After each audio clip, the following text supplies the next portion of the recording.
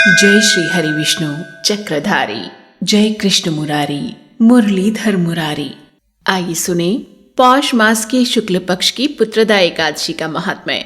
युधिष्ठिर जी श्री कृष्ण भगवान से बोले, आपने शुभकारिणी सफला एकादशी का वर्णन किया। अब कृपा करके शुक्ल पक्ष की एकादशी का महत्व बतलाइए। इसका क्या नाम है, कौन सी विधि है और इसमें किस देवता का पूजन किया जाता है। भगवान श्री कृष्ण ने कहा, राजन, पौष के शुक्ल पक्ष की जो एकादशी है उसे बतलाता हूँ, सुनो। संसार के हित की इच्छा से मैं इसका वर्णन करता हूँ। राजन, पूर्वोक्त विधि से ही यत्नपूर्वक इसका व्रत करना चाहिए। इसका नाम पुत्रदा है। ये सब पापों को हरने वाली उत्तम तिथि है। समस्त कामनाओं और सिद्धियों के दाता भगवान नारायण इस तिथि के अधिदेवता हैं। चराचर प्राणियों सहित समस्त त्रिलोकी में इससे बढ़कर दूसरी कोई तिथि नहीं। पूर्व काल की बात है, भद्रावतीपुरी में राजा सुकेतुमन राज्य करते थे।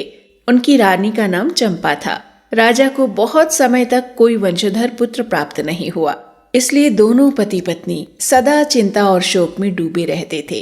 राजा के पितर उनके दिए हुए जल को शोकोच्छ्वास में गर्म करके पीते थे। राजा के बाद और कोई ऐसा नहीं दिखाई देता जो हम लोगों का तर्पण करेगा।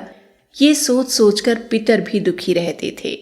एक दिन राजा घोड़े पर सवार होकर घने जंगल में चले गए। पुरोहित आदि किसी को भी इस बात का पता न था।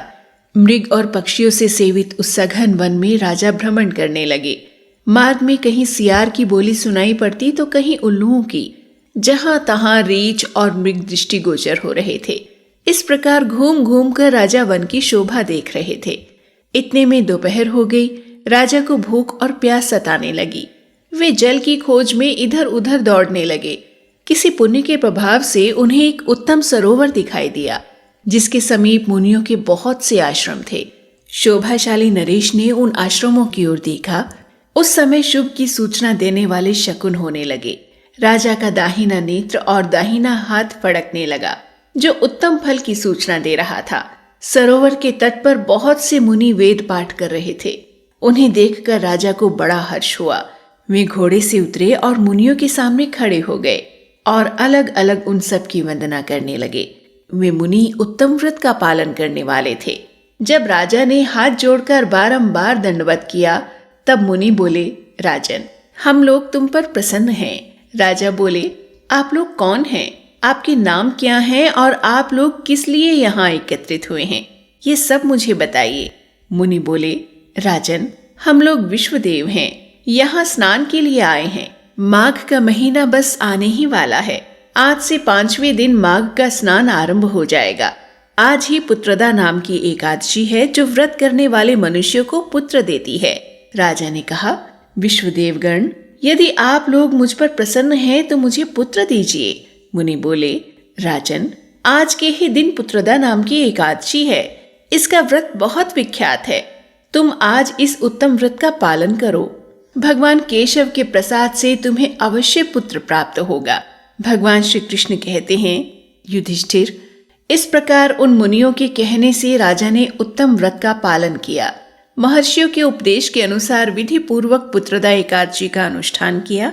फिर द्वादशी को पारण करके मुनियों के चरणों में बारंबार मस्तक झुकाकर राजा अपने घर आए। तदंतर रानी ने गर्भ धारण किया। प्रसव काल आने पर पुण्य कर्मा राजा को तेजस्वी पुत्र प्राप्त हुआ, जिसने अपने गुणों से पिता को संतुष्ट कर दिया। वह प्रजाओं का पालक हुआ। इसलिए राजन, पुत्रदा का उत्तम व्रत अवश्य करना चाहिए। मैंने लोकहित के लिए तुम्हारे सामने इसका वर्णन किया है। जो मनुष्य एकाग्रचित होकर पुत्रदा का व्रत करते हैं, वे इस लोक में पुत्र पाकर मृत्यु के पश्चात स्वर्गगामी होते हैं। इस महात्म्य को पढ़ने और सुनने से अग्निष्टोम यज्ञ का फल मिलता है। तो ये तो था पौष मास के शुक्ल पक्ष की पुत्रदा एकादशी का महात्म्य। प्रभु के आशीर्वाद से सभी के घर में सुख समृद्धि और उनकी हर मनोकामना पूर्ण हो। जय श्री हरि, जय कृष्ण मुरारी।